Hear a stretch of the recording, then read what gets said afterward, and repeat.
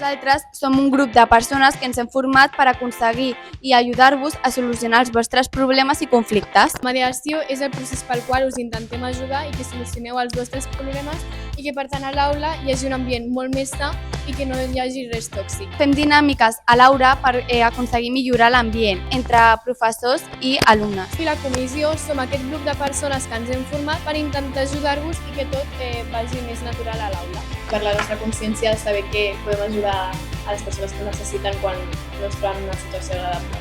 Aconseguint resoldre els problemes que tenien, ens hem après a comunicar millor i a tenir millor relació. Primer teniu una angoixa o un problema que necessiteu solucionar. Després acudiu a nosaltres i comencem aquest procés.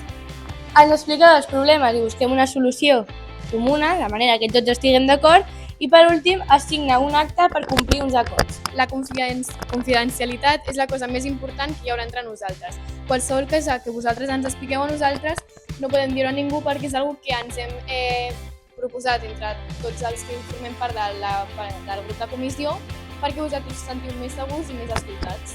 Els discursos d'odi són la representació de quan una persona odia una altra i li demostra això per gestos o ullades. És una forma de comunicació verbal violenta que serveix per difondre l'odi per ferir algú que pertany a un col·lectiu.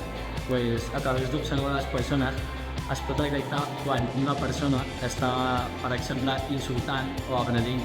La Comissió de Convivència és un grup de persones que s'encarreguen de mediar en un grup o en un col·lectiu o a dues persones. Per poder entendre o millorar la convivència a l'escola o a l'estat.